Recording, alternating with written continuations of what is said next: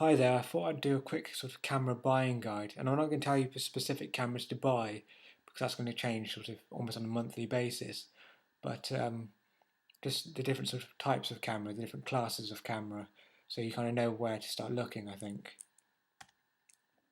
So at the bottom of the ladder you have the digital compact or the compact digital camera. These are small, cheap cameras, very widely available. Manufacturers are constantly bringing out new ones, and they offer the best degree of portability, and obviously they're very cheap, but they have poor image quality. And that's because they have the smallest lenses and the smallest low quality sensors to keep price and size down. The compact zoom or the compact super zoom is a little bit more expensive and tend to be a little bit larger, but they have better lenses. Often the selling point is the fact that they have a large zoom, 10 times or more. They tend to have slightly better quality sensors as well and tend to offer more features. They also tend to have better video recording, and both these cameras' pictures feature high definition video recording. Image quality, while a step above the compact digital cameras, is still not the best, but on the whole these cameras are certainly a good entry point. Next up is the advanced compact. Now, relatively speaking, they're quite cheap, but they tend to be pushing the kind of very low-end digital SLR, low-end compact mirrorless system cameras, which I'll talk about in a minute, in terms of pricing.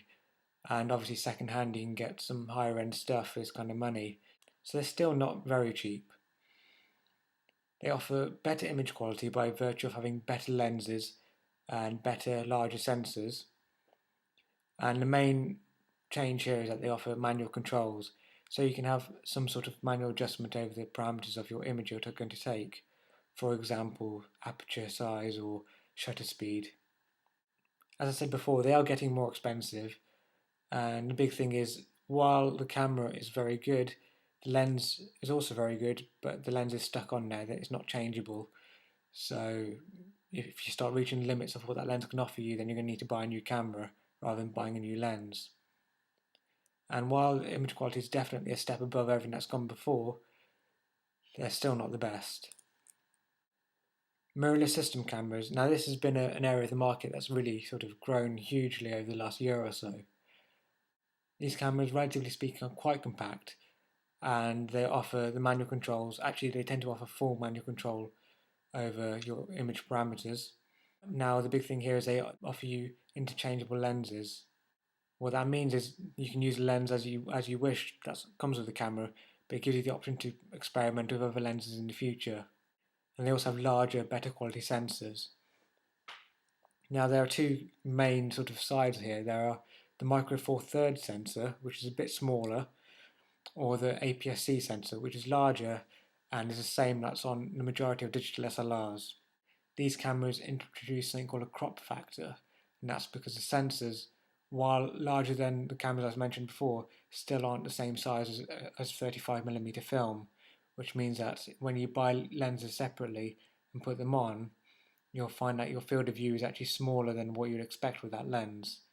And that's more pronounced with the micro four thirds format because those sensors are smaller.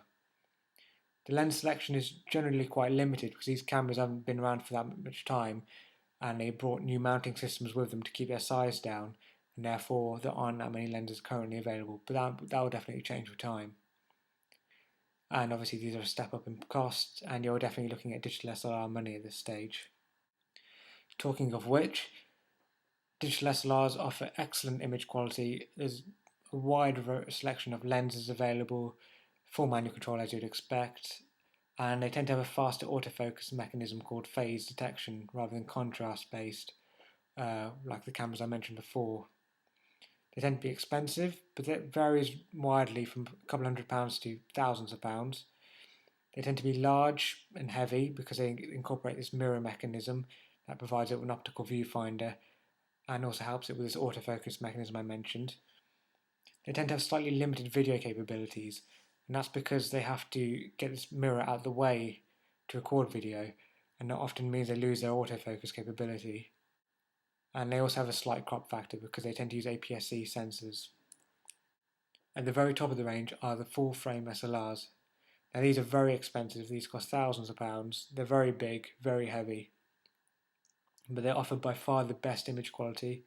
They offer full manual controls as you expect, there's lots of lenses available, and they're called full frame because they offer a sensor that's equivalent to 35mm film. So if you buy a 50mm lens, your field of view is 50mm and so on. Some other things to note, it's a common adage, but the best camera is the one with you. And while a full frame digital SLR will provide you with the best possible image quality, it's so big and heavy and cumbersome you probably won't take it anywhere with you. In that case, a compact digital camera will be better. So you have to find some sort of compromise there.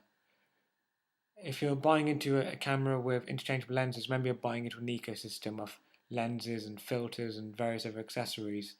So it's often wise to buy ones with the lenses you like or an adapter that will fit the lenses you like. And as I've probably talked about quite a lot here, lenses are the key. The camera body may be £100, a couple £100, but over the years you could build up thousands of pounds worth of lenses, and you want those lenses to fit whatever camera you buy. The lenses will also give you a greater scope for creativity with your photos.